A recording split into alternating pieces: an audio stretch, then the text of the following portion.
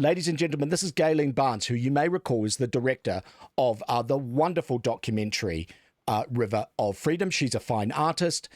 She's, I would also say, an investigative citizen journalist and, of course, an author. Good evening, young lady. Nice to see you. G'day, Simon. Thank you for having me. Welcome to my edit suite. Oh, fantastic. Your actual edit suite. That is wonderful. So you do most of your work there in that edit suite. Yeah, this is where River of Freedom was edited. Fantastic. All right. Well, I'm sure everyone has seen it. It was such a wonderful documentary that really resonated with a whole bunch of Kiwis. How have you found the reaction to it? Yeah, well, what I was most amazed with is after each screening, people were just peaceful. There is talk that, I was worried people might get angry and revolutionary and all that. But because I feel that we heard people, we listened, we put their story forward. And so the people who were involved in the protest and supported the goals of the protest, I think they felt heard. And so those first few screenings, there was just a lot of peace at the end. It was quite interesting. I was really amazed, actually. We also got standing ovations, and then there was peace. Okay, all right. So I think that perhaps it was for a lot of people who felt that their voices were being ignored, they might have found it cathartic to see their point of view and their perspective represented on screen. Would you think that is a fair analysis? Oh, absolutely.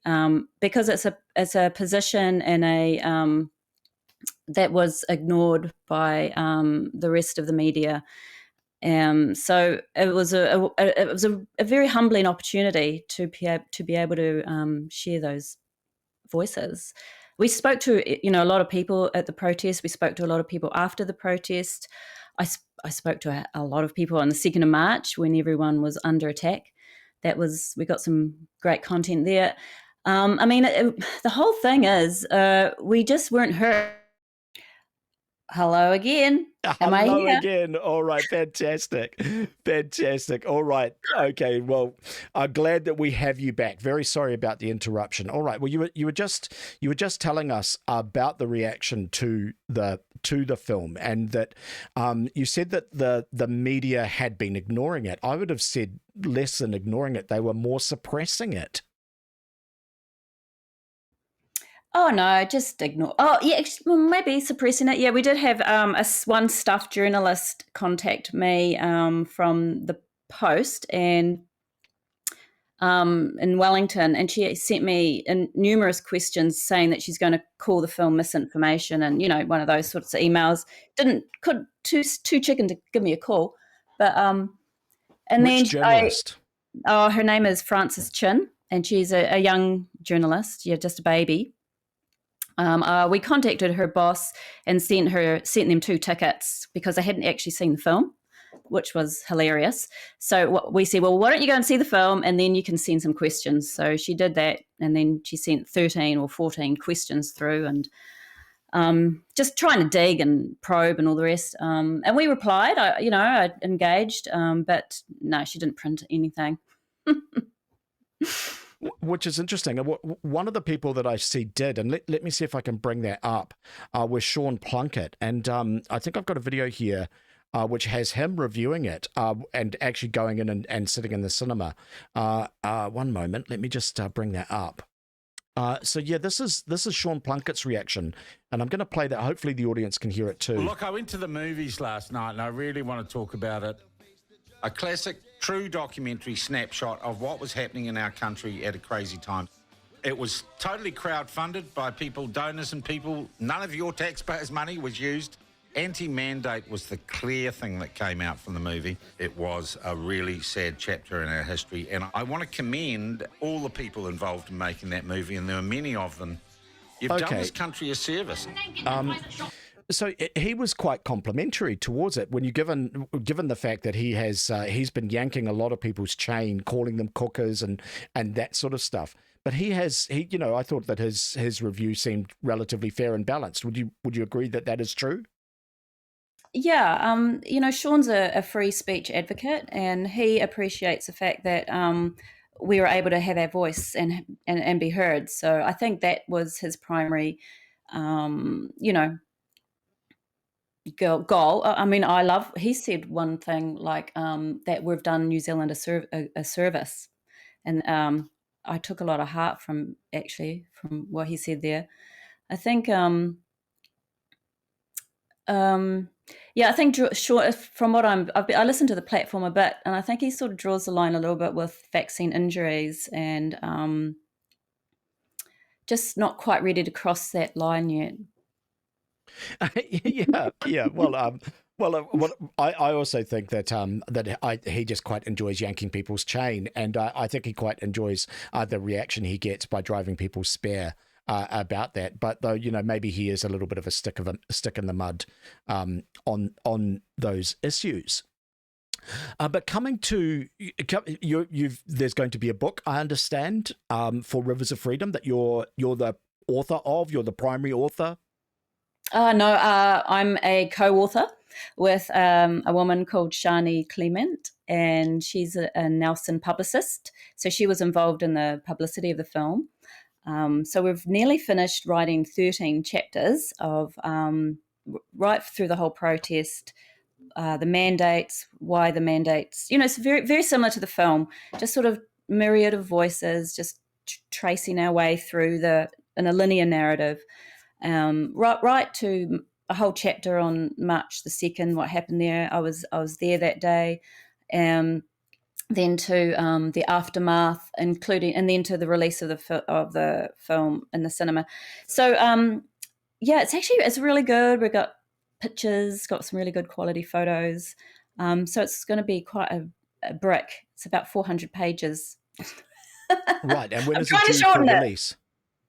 I'm hoping to get it to the printer in 2 weeks. Yeah, so we've got Megan. Fantastic.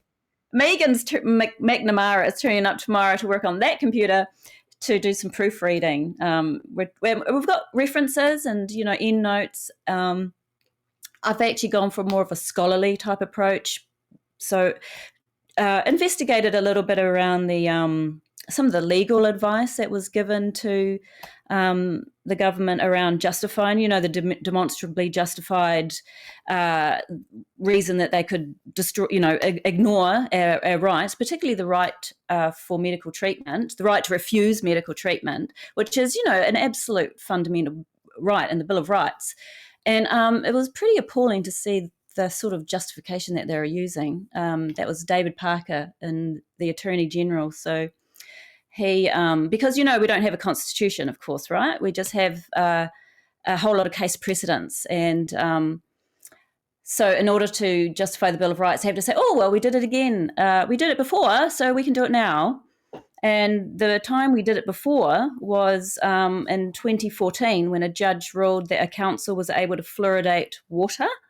So he decided that was mass treatment and it was acceptable by a judge. So therefore we can go ahead and mass treat all these people. The only thing is, and honestly, it's just negligent beyond belief. That particular judgment didn't even refer to fluoridation as a medical treatment. Well, it is, because what was really awful for our democracy was how the checks and balances that we have agreed over a very long time, over decades, even centuries, that are supposed to constrain the establishment, the executive, the legislature, and the judiciary were just completely thrown out the door at the whim of the Ardern regime, including our Bill of Rights. And I think that, like certainly when I went to law school, there was a lot of conversation about the advantages of not having a fixed constitution, having a constitution which is much more sort of consensual, built upon a variety of different sources, rather than having the American model, which is, in the interpretation of Victoria University Law School, prescriptive and causes problems, and then you need amendments to it, and so on and so forth. But I certainly think in New Zealand, our COVID experience was a wonderful argument in favour of us having a very, very well-defined constitutional document, simply so that people like David Parker can't just come along and throw it out the door when it is inconvenient for the Ardern regime. Absolutely. I mean, I totally agree. Um, and one of the advantages of going to Parliament protest, I mean, because I wasn't aware of these things either. I didn't understand how democracy worked. I had no idea how the government worked. So and I was one of thousands that were just working it out during COVID. Like, oh, we're governed, and they're making these terrible decisions, and how can they do that? And so what I was impressed about, everybody at Parliament had such a great understanding of democracy, and they wanted democracy. And they wanted New Zealand to be governed well. And this is where it's so disappointing. The other side, they're always attacking us as revolutionary and, trying to bring down democracy, when actually it's quite the opposite. People understood where these checks and balances aren't working, So during that time, there was a lot of judicial reviews, but very few of them also held out.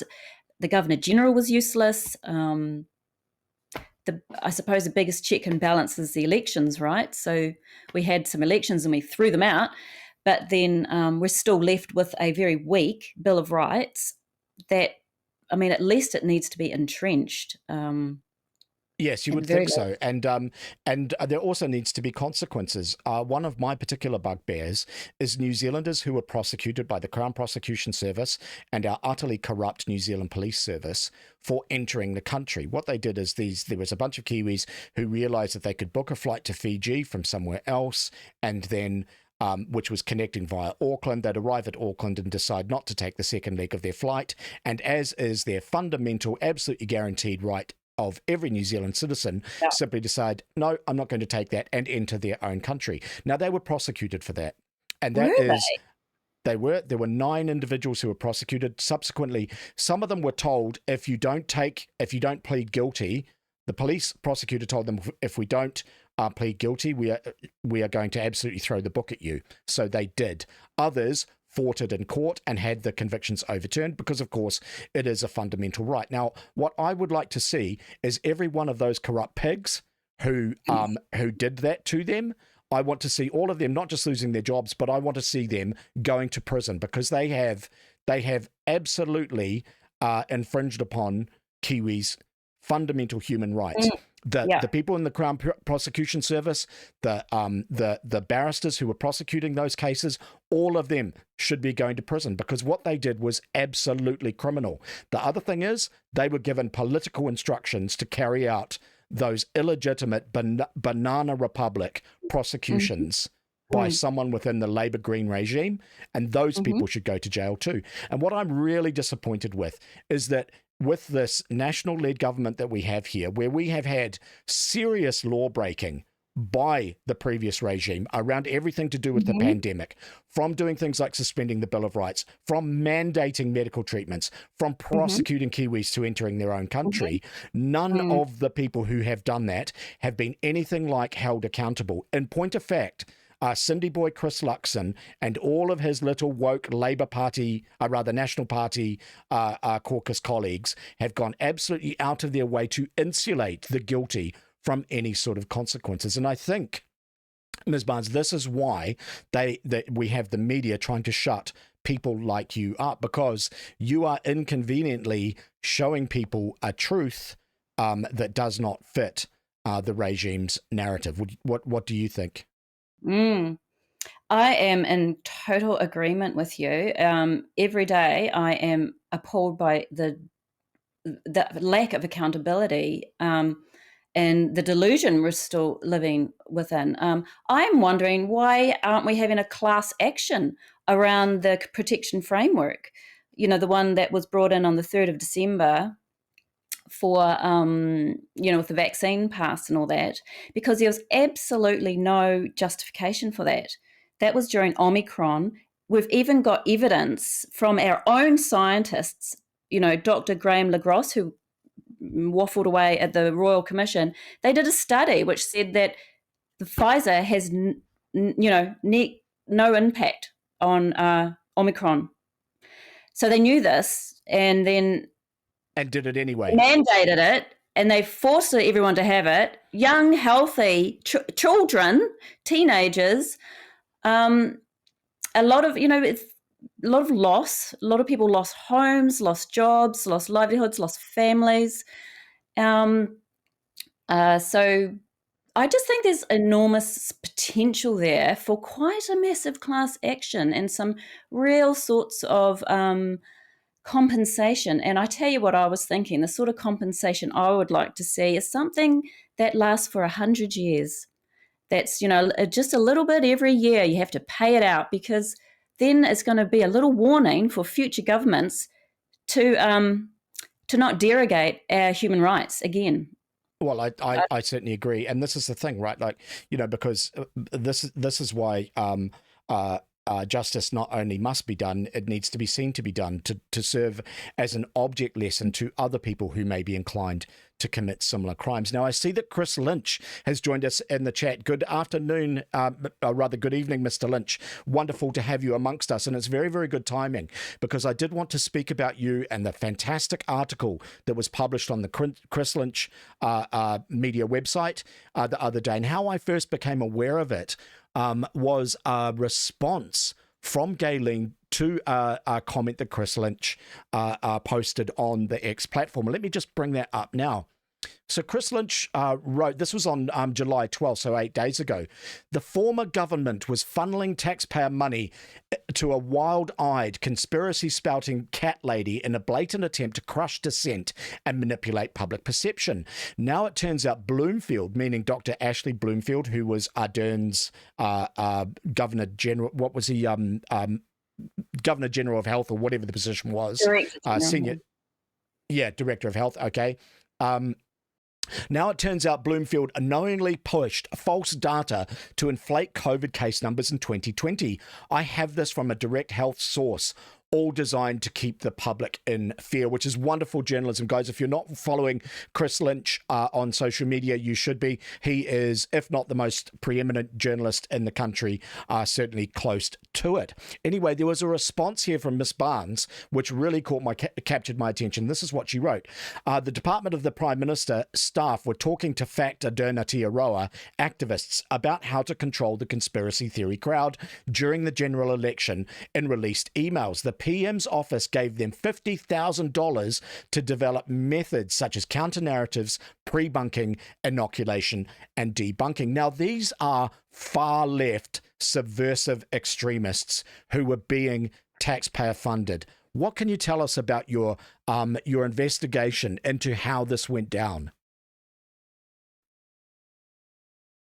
Is he asking me or Chris? I'm asking you. Chris is just in the chat. He can't reply. Probably for the best. He's going, because he'll just come on and call me names. Hey, Chris. Nice to see you. Hear you. Well, look, I bumped into. I first became aware of Fact Aotearoa when I went to an exhibition opening, and I bumped into Anka Richter and her husband Frank Kuppers, who were and they claim to be the founding members of Fact Aotearoa. Sorry, my dear, I've just lost audio. Oh.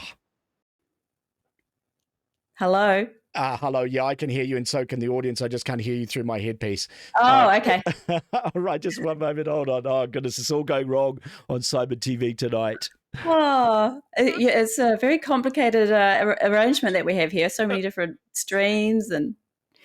Yeah, sorry. So I just missed the last sentence of what you said. Okay, so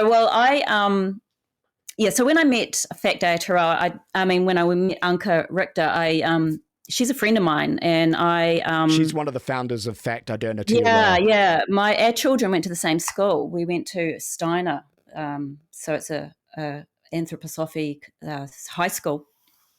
So I just talked to her, and I said I'm making this documentary about the Parliament protest, and then she immediately started spitting at me and telling me I needed to read Byron Clark. Byron Clark, he's the odd-looking chap who works in a call center, who's got some has some sort of involvement with subversive left-wing organizations. He actually ran as a candidate for a communist party in about 2010 in Christchurch Central for the elections. I think he's done it a couple of times. So I think he identifies as a Maoist. Yeah. Okay. And he's certainly a communist, not a Marxist. I don't know. I don't really. I really don't know much about all of that, but he's sort of set himself up the last few years as a far right investigator, and he did spend a lot of time on the people who weren't happy with the COVID response, particularly the vaccine. Like, for me, I can't see the relationship between far right and wanting to make your own choices with your body. It's just for them to sort of apply that kind of dialect onto people just having different choices and worrying about their Bill of Rights being, abused. It's number one, alarm, red flag. And but he's quite revolutionary in himself. So for him to sort of call us, oh, you got to go and look at Byron Clark because, you're being led down a rabbit hole, Gaylene. You're going into a far right rabbit hole. This is one of the founders of Factor, Derna Tiaroa.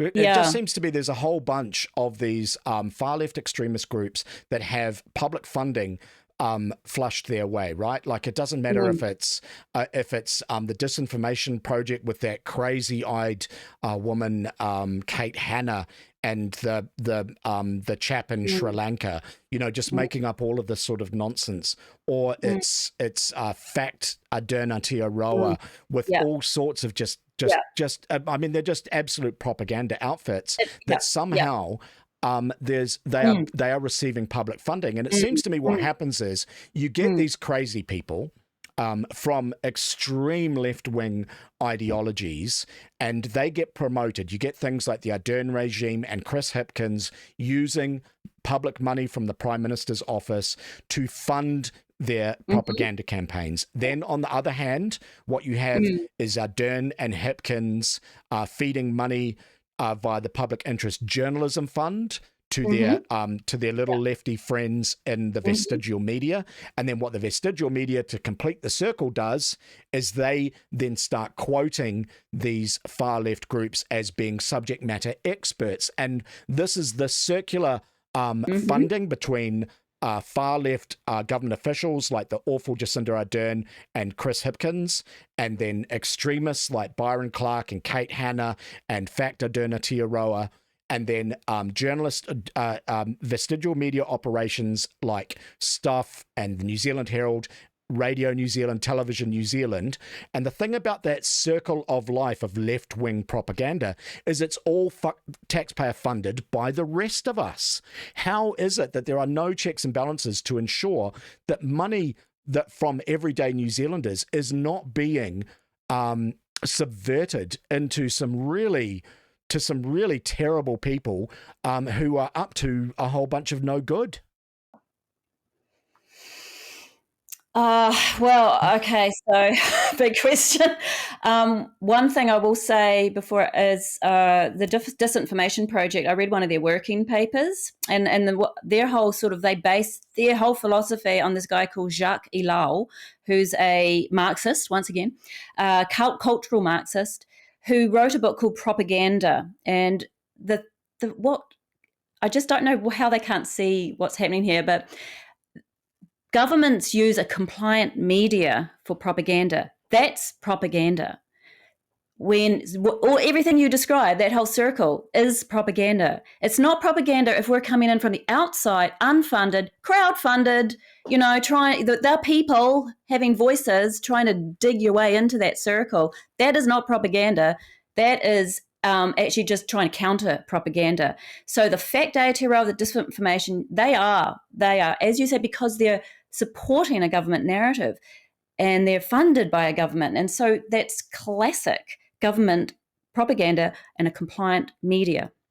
And according to the disinformation's own framework, that's all I'm trying to say here.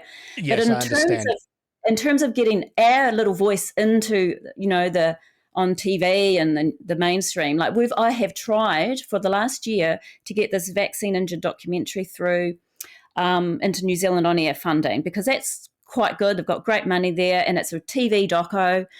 We could put it, and they're even opening up to put it onto YouTube. But in order they've only got a very small number of gatekeepers. It's the Stuff, it's the New Zealand Herald, it's TVNZ, TV3, Sky. So we approached all of them and they all said no.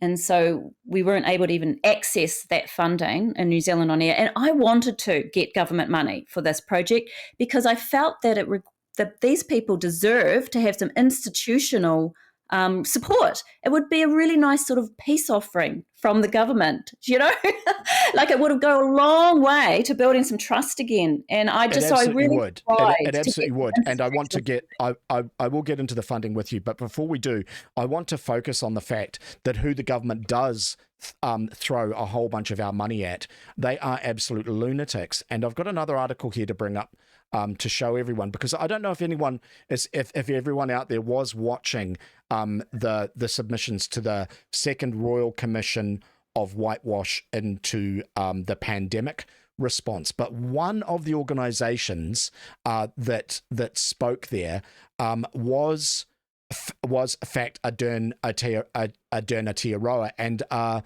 lady by the name of Jacinta O'Reilly. And I thought her picture was in this article, but it's not. And oh yeah, so here it is. Let me just bring it up on screen. So you can have a look at it, just to remind you who this crazy lady is. That's her there. And anyone who watched her submission, it was like watching someone have a schizophrenic episode. It was just unbelievable that someone who was that far into the crazy could be treated like they were a rational, normal human being. It was so embarrassing. Yeah. Wasn't it? It was just incredible. It was like, what, we are paying this lunatic? Yeah.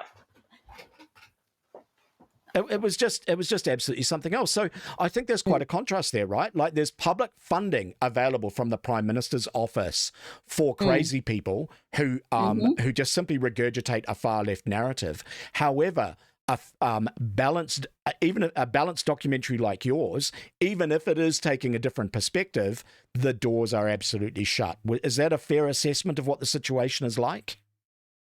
Yeah, I mean, I was turned down just recently, and they did say that the reason they turned it down was because it wasn't balanced, because I'm not seeking an opposing view. So I'm not going. What opposing view did Paula Penfold get in Fire and Fury, which was just absolutely Adernist propaganda? Yeah. How much money was that terrible woman paid to produce that nonsense? Well, they got, it's in my book, actually. I talk a bit about that, because Fire and Fury, when that was released, really helped to push our crowdfunding. They made that documentary on 2 tranches, I think, but about $350,000 each.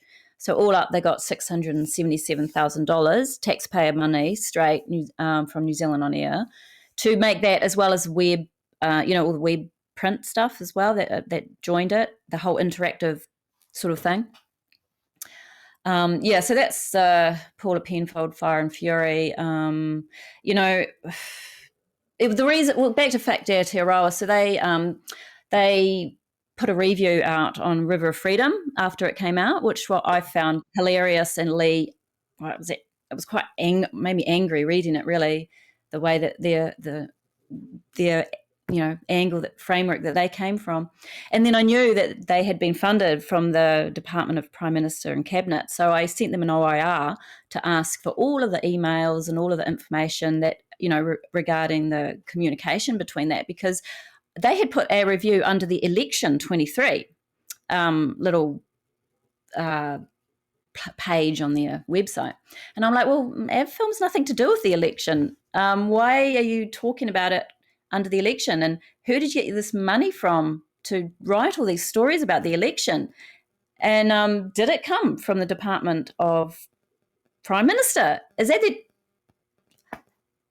what is that going on there? So, and then it appears, so I got these emails back, and that's what I posted on Twitter. It appears that there was some sort of conversation about, they were concerned about the conspiracy theorists out there trying to influence the election, which is fantastic. All right, well, I'm going to bring that up on screen, but would you mind just moving over a little bit? You're just not quite center of camera on that screen. All right, that's perfect. All right, so yeah, and this is the bit that Chris Lynch and subsequently Winston Peters have picked up on, is that Fact Aotearoa are a far-left organisation, and public money was funded to them to conduct what can only be described as electoral interference. This is how they describe their activities, which was being funded by then Prime Minister Chris Hipkins, who was an Ardern apparatchik, to influence the 2023 election. This is what they said in their own words. The 2023, this is from the Fact Aotearoa website. The 2023 general election is fast approaching, bringing with it new challenges to Aotearoa, New Zealand, in a post-pandemic world. The COVID-19 pandemic served as a lightning rod for extremism, with misinformation spurring radicalisation of a small proportion of the population. Many of the groups from their shared cause are organised. They are standing parties, candidates, or supporting efforts of those with anti-democratic values, which is pretty rich coming from an organisation like this. We're already seeing attempts at party infiltration, political pandering to conspiracy theorists, meeting disruptions, misinformation spreading, and plays for media attention. This will be ramping up in the lead up to the election.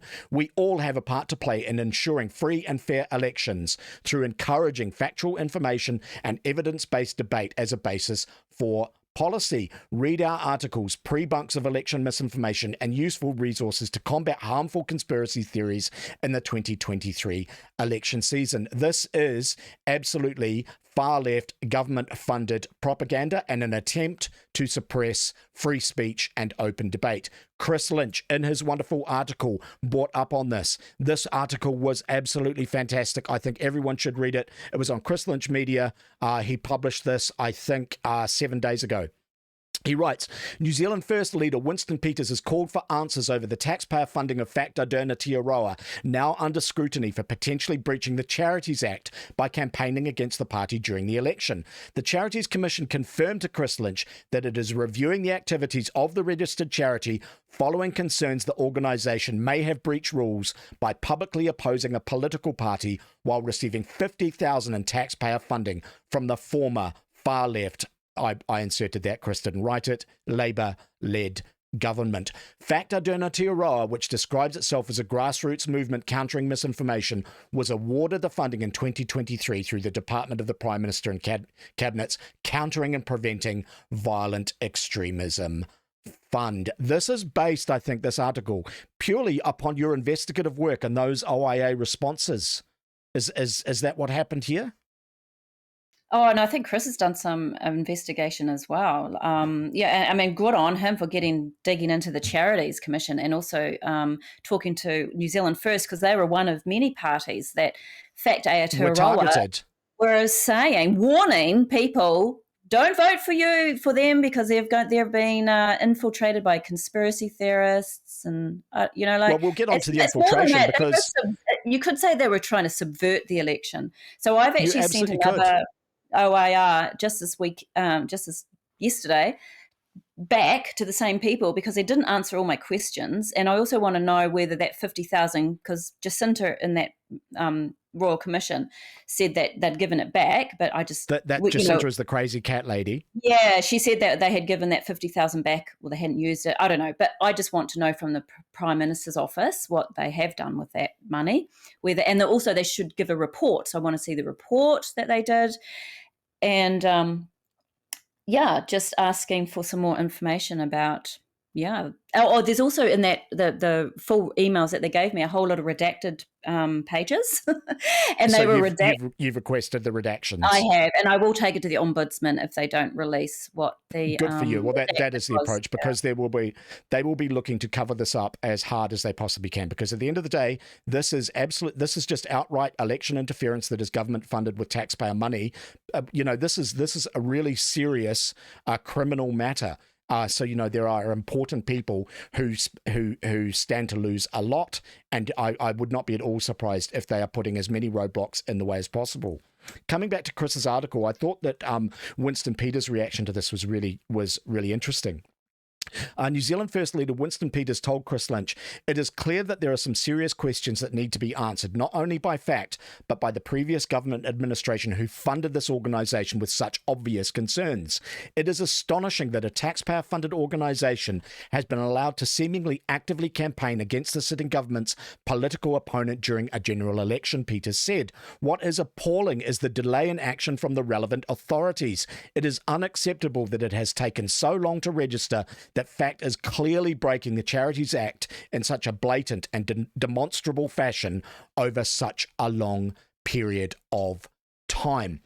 Turning to some of the OIAs, what really blew me away in some of these responses, Gaylene can't see this, everyone, but I've got on screen that one of the OIA responses, which is senior staff answering to Ardern and Hipkins in the Prime Minister's office, conversing with Fact Ardern Aotearoa about this propaganda campaign that we all funded. What astonishes me about this correspondence is just how matey all of them are with one another, Gaylene. When you read it, I know.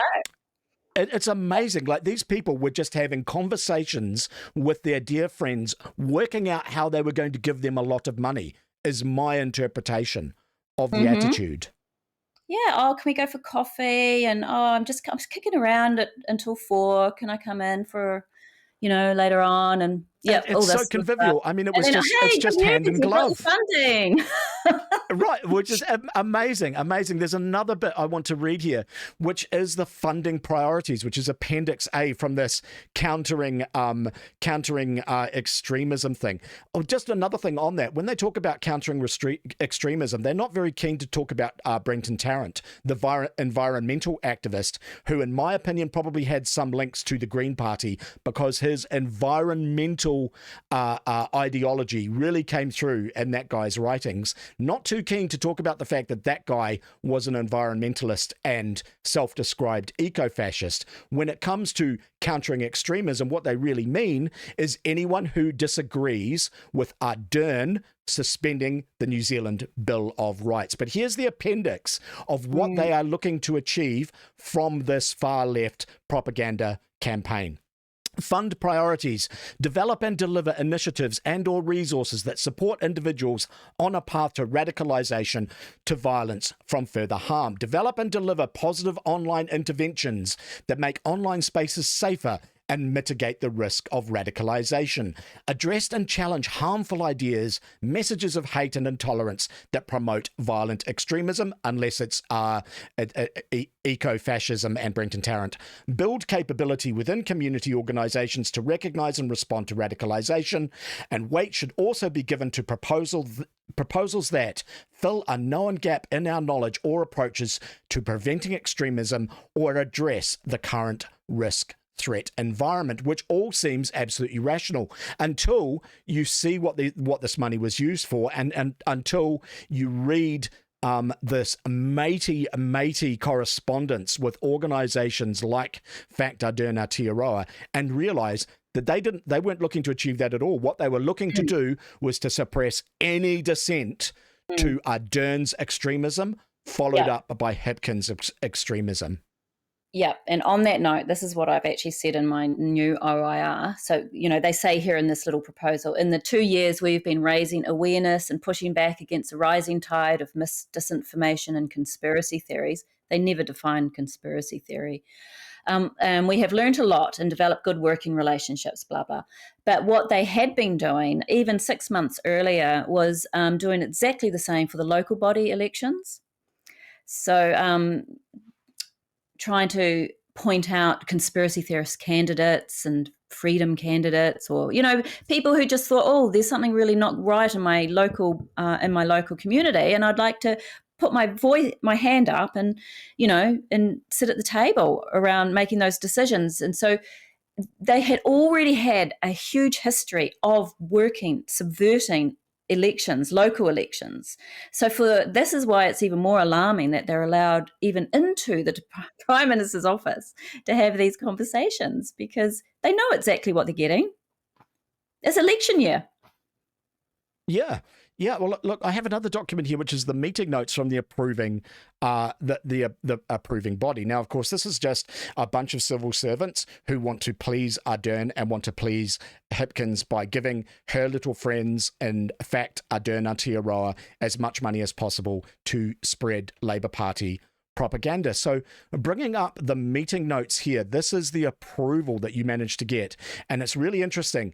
This meeting, I think it went on for about an hour, and it's really interesting to see who the attendees are. First, we have Manisha Bika from the Department of the Prime Minister. We have Rachel Sutherland, also from the Department of the Prime Minister.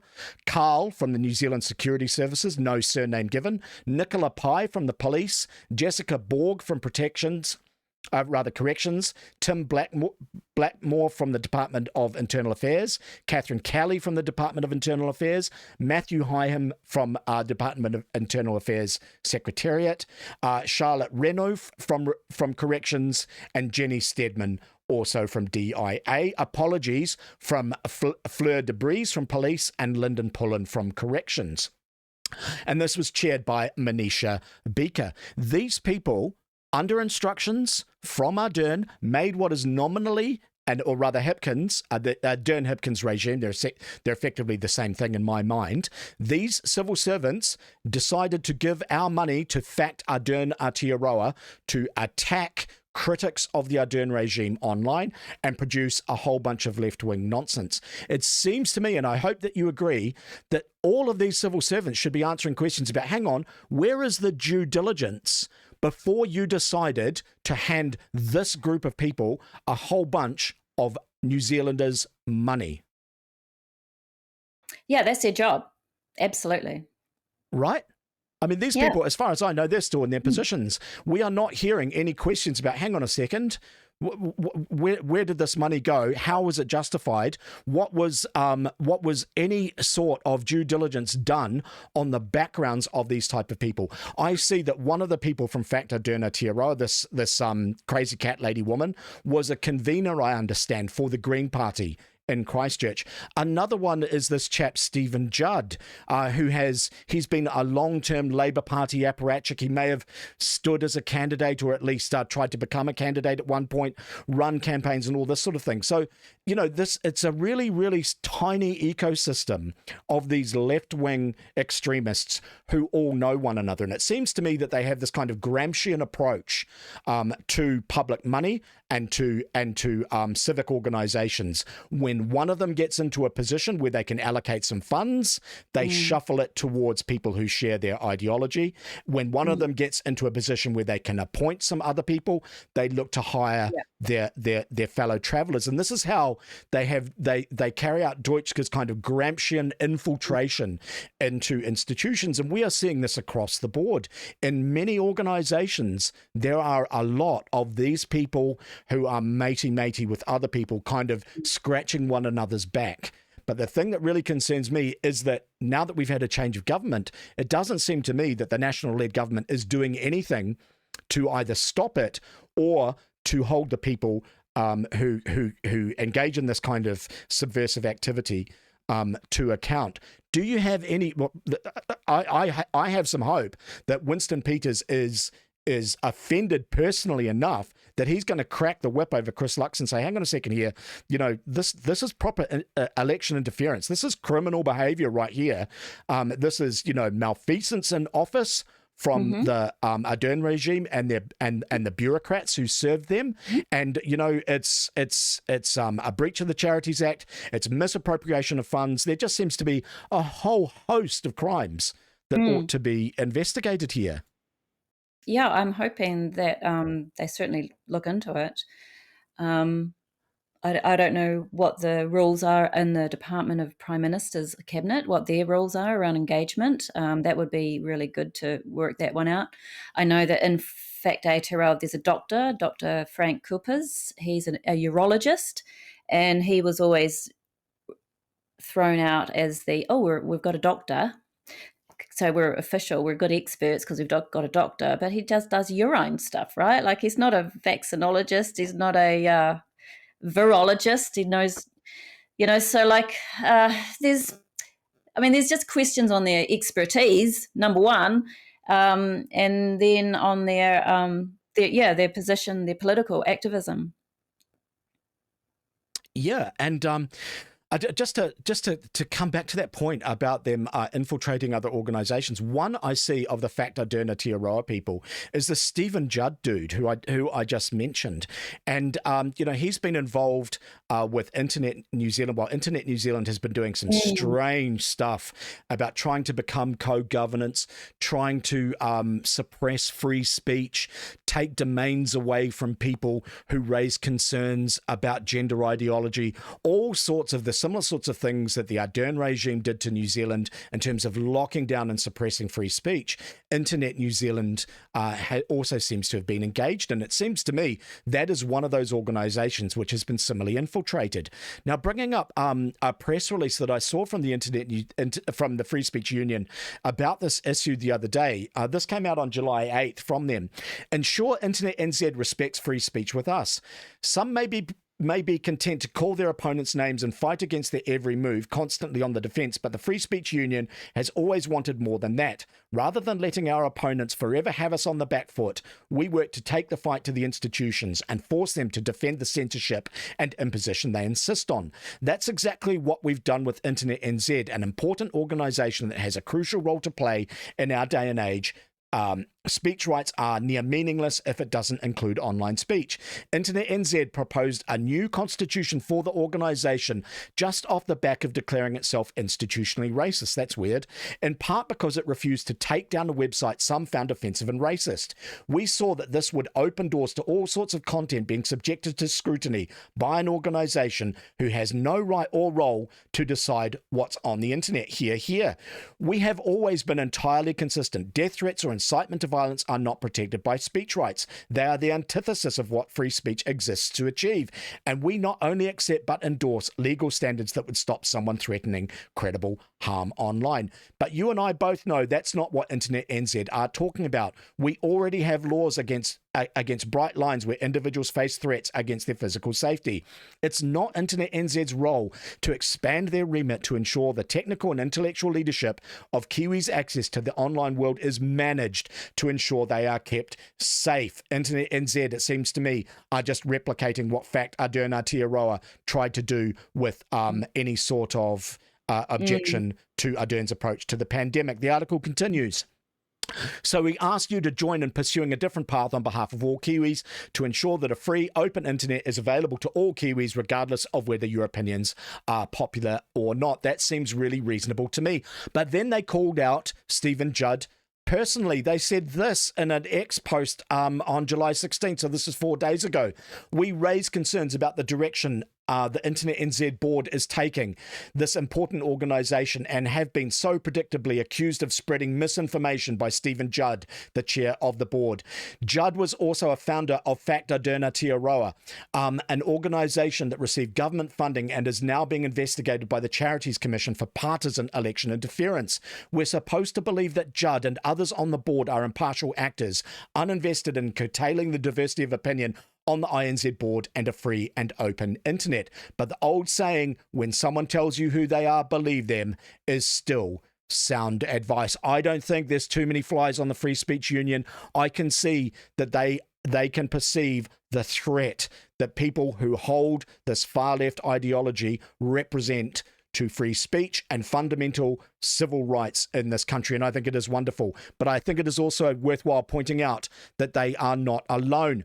There was another post from NZ Media Watch. NZ Media Watch is an organisation run by Bryn Nielsen. He is someone who is standing for the Internet NZ council in the upcoming elections. There's been a massive disinformation campaign about this guy being run by a whole bunch of people associated with the spin-off media organisation, and it seems to me some of the other candidates in the election, just spreading rumours about this guy, trying anything and anything they can do to derail his campaign. But he shares similar concerns to the Free Speech Union, and I'd like to read a little bit of what he posted. He wrote, this was just a couple of days ago.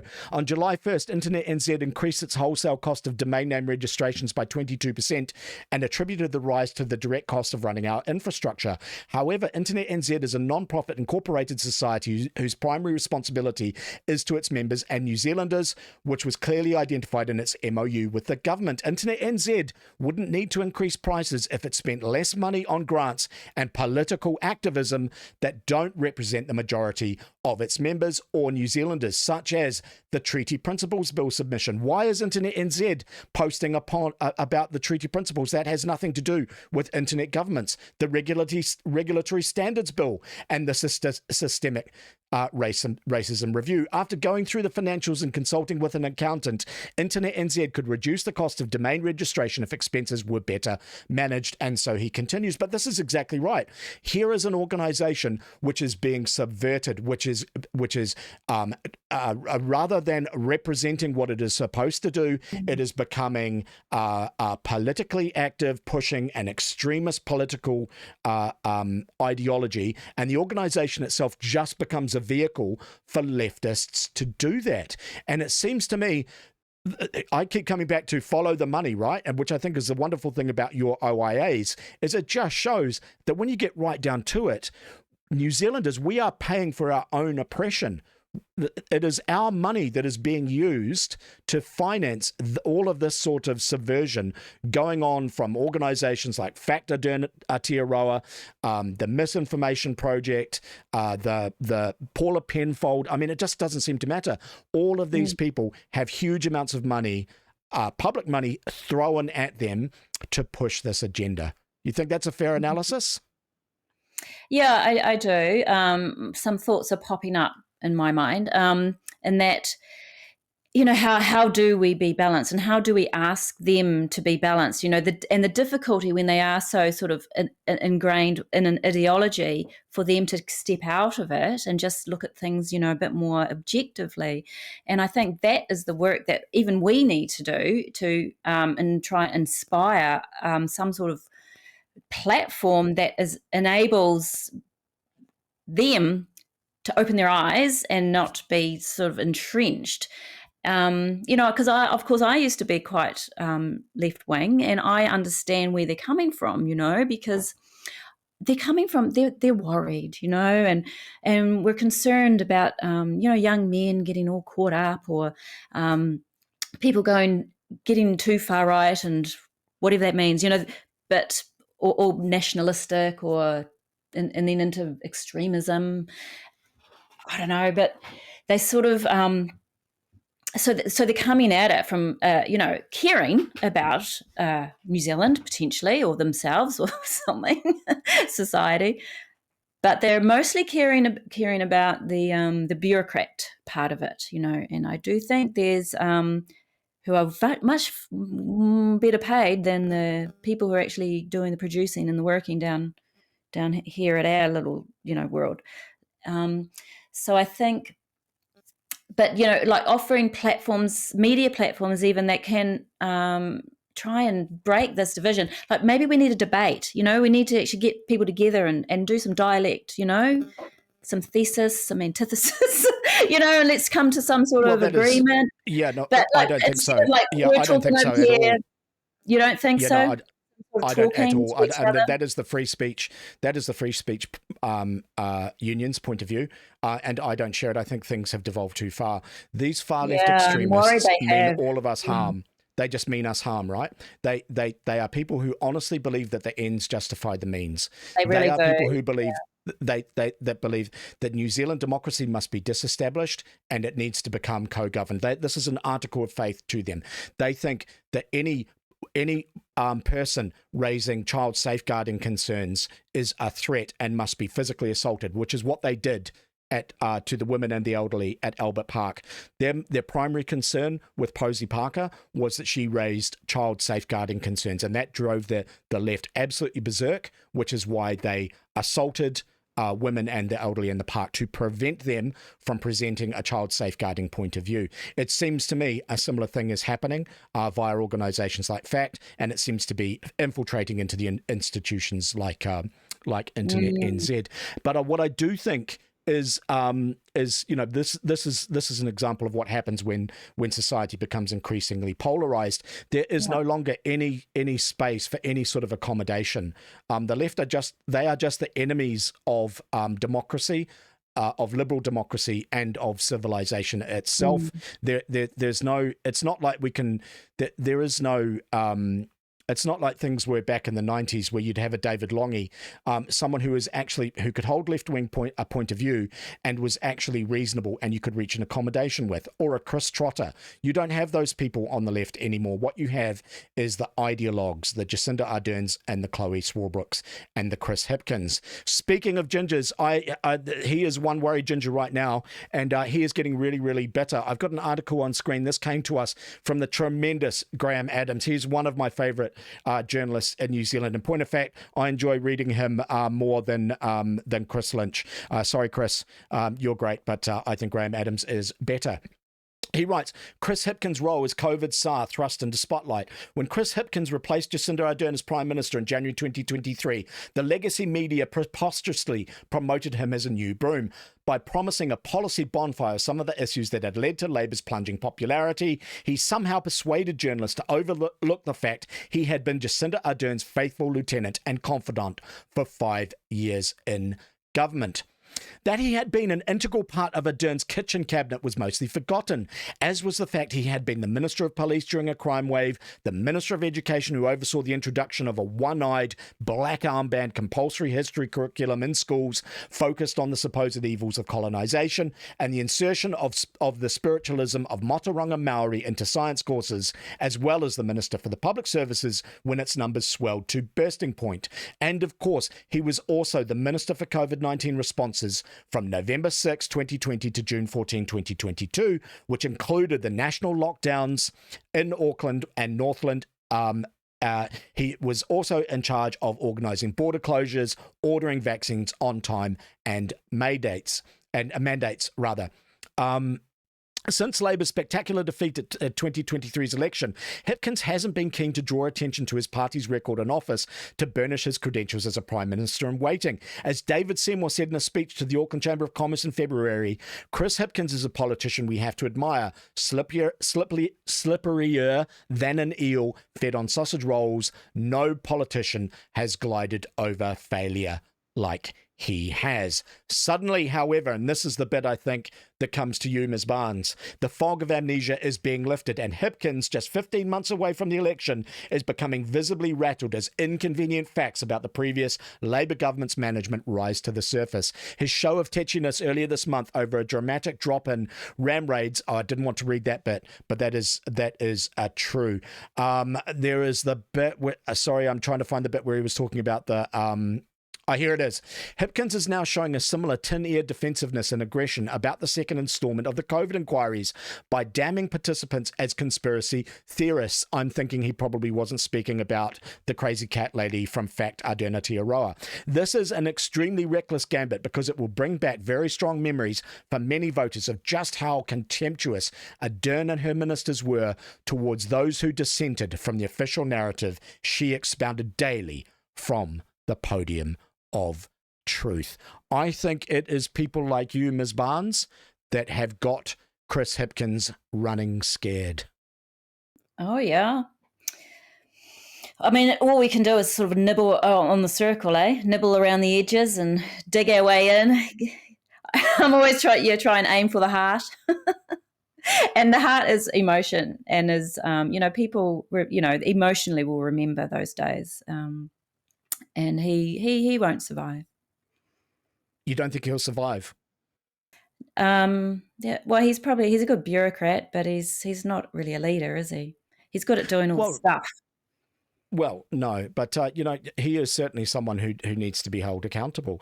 And when you look at all of the mistakes that were made throughout the pandemic, if you were to pick the people who were, I see Voices for Freedom have released pictures of the 12 people they're calling the dirty dozen, those that they think are most responsible. And, he is rightly up there. I think in terms of the political decisions, the decisions that were made by Ardern, by Hipkins, and by Grant Robertson, all of those, it seems to me, are actionable. But you could also add in other people as well, like, Trevor Mallard is a good example, Speaker of the House. Some of his decisions around I think David Parker has always been my pick, because and I David think, Parker. yeah, he's the one who wrote that legislation. I think, he was the mastermind in behind it all. He's the one who pushed it through. He's the one who did some dodgy legal advice around the Bill of Rights. Like, did you know that the whole lockdown was justified through a case law in the UK? The whole I COVID didn't. Response Act, the case precedent that they used was a really old terrorist case of 9/11. Yeah, like stuff Okay. like that. If we just like took a step back and just really dug into the legislation, I think that's where we've got them by the curlies, because there's so much like just wrong, and I'm just wondering where the lawyers are to sort of like get in there and push back, particularly around the those Bill of Rights and the derogation of the Bill of Rights.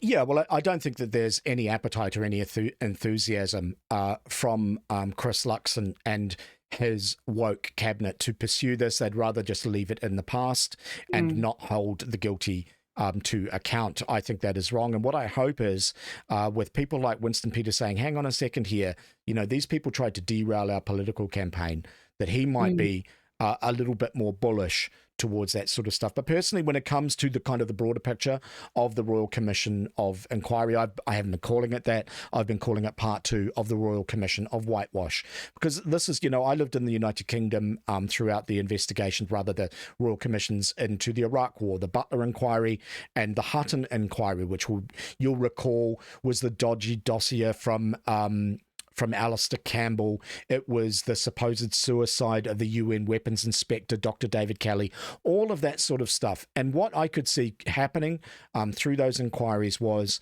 it was just a salve for the people.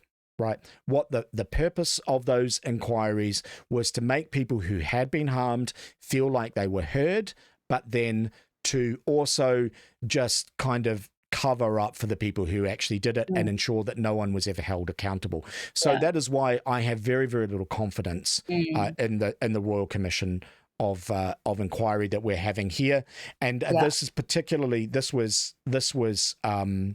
was amplified by watching some of the testimony during the week, where I watched the commissioners, notably Grant Illingworth and that lady, I think her surname is Levy, absolutely grilling the Voices for Freedom ladies who had presented a very, very thorough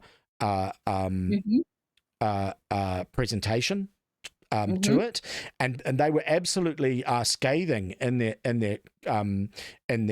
approach to the questioning and of that evidence. Whereas following on is this crazy cat lady from Fact Ardern Aotearoa, and they could not have been more accommodating towards her. And it just that attitude, it seemed to me, really did reflect what the commission is intending to do, and that is to absolutely whitewash. The other thing is that there was a comment from one of the solicitors helping the commission. She's a barrister, young lady whose name I forget, but she let slip what they're going to do. She said, oh, look, we are seeing these things with the benefit of hindsight. It's hard to judge from the benefit of hindsight, which is just the ultimate excuse. It's like, oh, with the benefit of hindsight, Jacinda Ardern and Grant Robertson and Ashley Broomfield and Chris Hipkins probably shouldn't have suspended the Bill of Rights. Perhaps they shouldn't have been prosecuting New Zealanders for entering their own country. Perhaps it was wrong that Charlotte Bellis had to ask the Taliban for asylum because Ardern was abusing her human rights. There is no hindsight to that, to any of those crimes. People were pointing out at the time that this was wrong. Yeah. And I'm not seeing enough. Knew it at the time. Yeah. No. But no grilling of that Dr. Lagrosse either. So I'm of your opinion as well. I was a little bit hopeful that the Royal Commission might do some good, but after seeing the way that they behaved and that lack of balance, that they were showing in terms of the grilling of Voices for Freedom specifically, and then the failure to grill Jacinta, and she was just stupid. And then Dr. Graham LaGrosse, I mean, he said things like, but those people who were injured had funny immune systems. Oh, and not only that, he said, and he talks about, well, they got injured because, strange things people do in their lives, which makes them more vulnerable to a stimulated immune response. He talks about, maybe they've got aberrant immune cells, or they're sensitive, what, if you knew, perhaps a question could have been, well, did you know that this would happen, Dr. LaGrosse, before the mandates? Did you tell the government that potentially maybe we should, just go easy with people who have got sensitive immune systems or funny immune systems? What does that look like? Have you got some evidence? Please explain. Linda and Matt and Alison came forward with some very thorough, solid facts and figures and evidence. And then that guy waltzes in with funny immune system, and they couldn't even be bothered questioning that. What does that mean? Yeah. I think it's indicative, right, of what the intentions are of this Royal Commission of whitewash. All right. Well, look, it has been absolutely fascinating to speak with you, and we've covered a lot of ground. We've talked about what happened with River of Freedom, some of the reaction to it, the wonderful work that you did absolutely there. We've talked about some of the crazy stuff that is going on with these left-wing extremists who are infiltrating institutions and being taxpayer funded. And we just did briefly talk about your new book, but I also understand that you have another film project coming out. What's that about?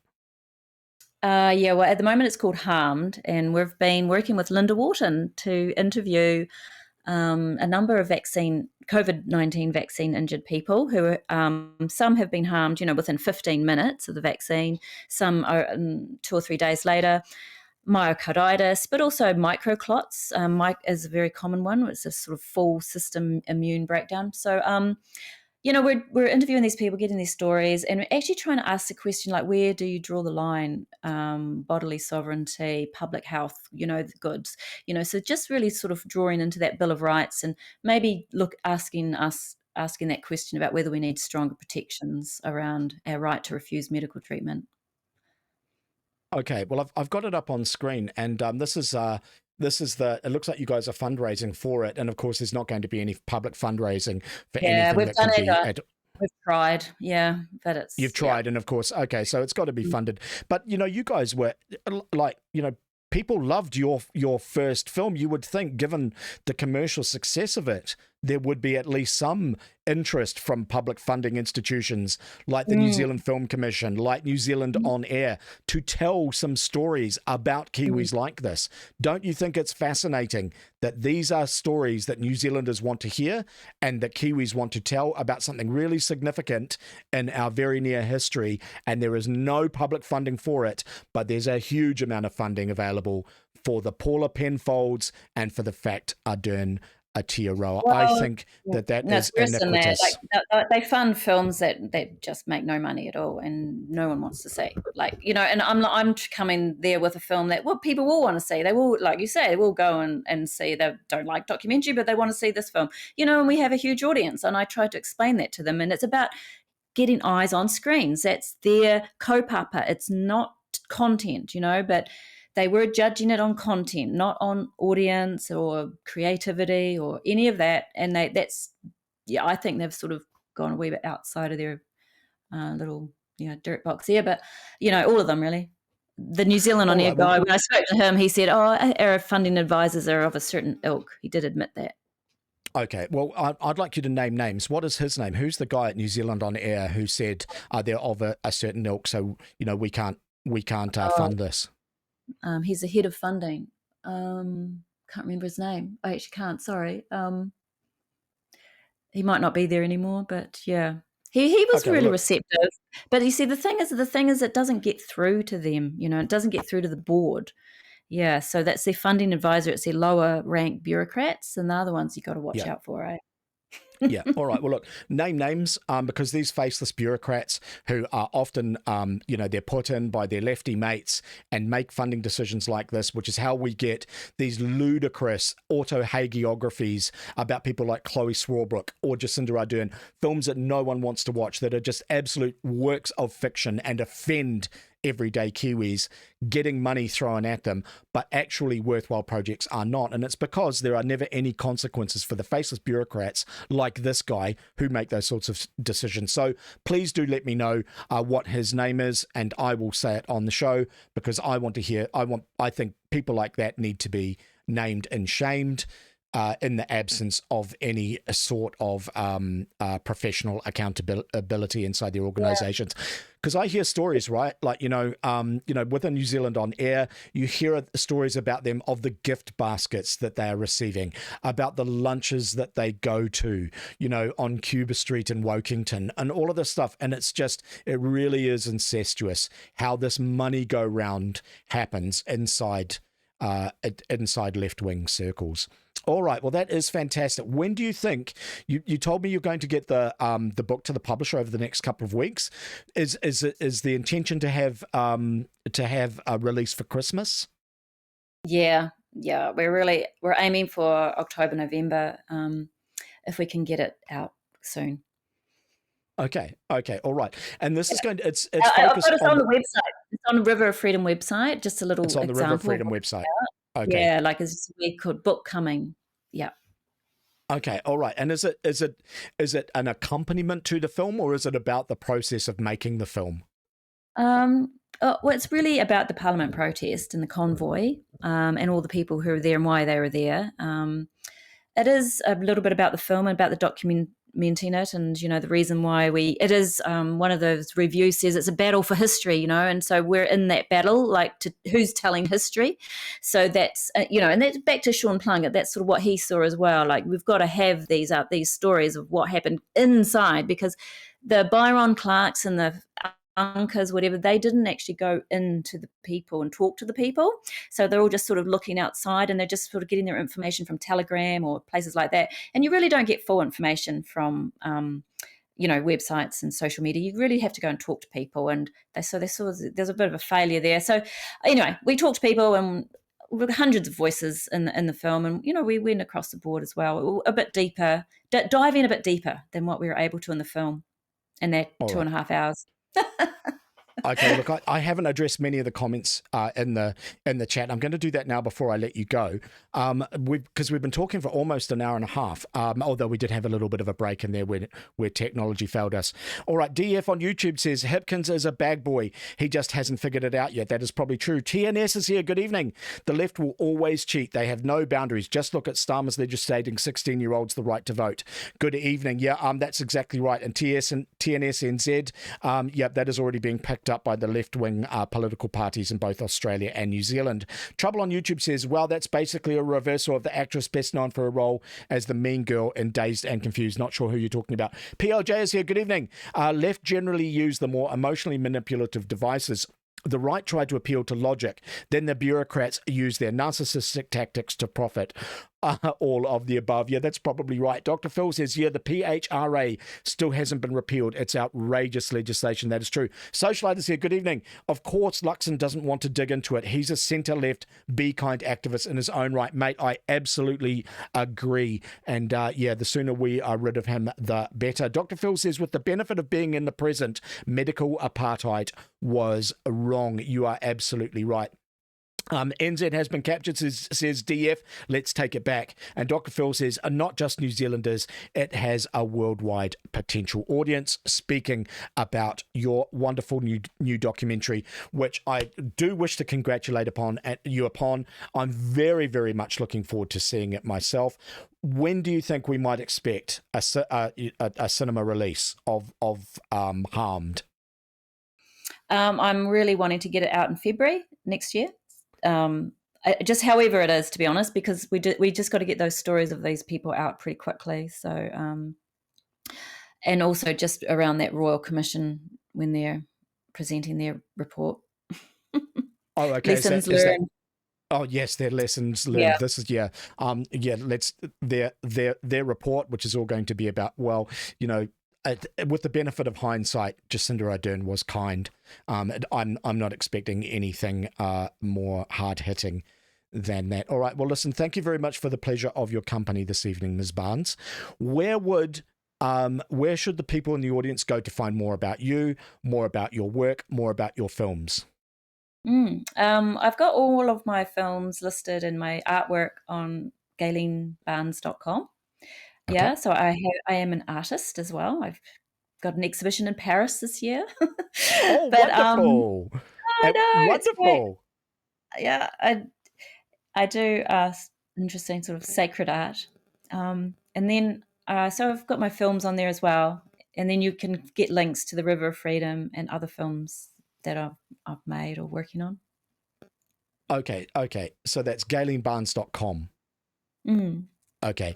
All right. And iconoclastic art. All right. Well, look, the next time you come on, I would love to talk about your artwork. And I also understand that you make your own inks. And as you know, I like to do fountain pen reviews, fountain pen inks and stuff like that. So the next time you come on, let's talk about some more about that sort of stuff. And hopefully you'll have had your show. Good luck with that. And we'll look forward to hearing all about that and digging into maybe some more of your artistic work. I was very excited. I can't wait to talk about ink. Believe it or not, I talk about ink every week. All right, ladies and gentlemen, this has been Gaylene Barnes. She's been just a wonderful guest. You can find her at GayleneBarnes.com. I'm going to play a little bit of music while I say good evening to her off air. We've got about half an hour left in the show. I'm going to come back and do fun with fountain pens. I've got a couple of articles that I wanted to talk to you that I think that I can get through. Guys, believe it or not, I swear this is true. You are watching Simon TV.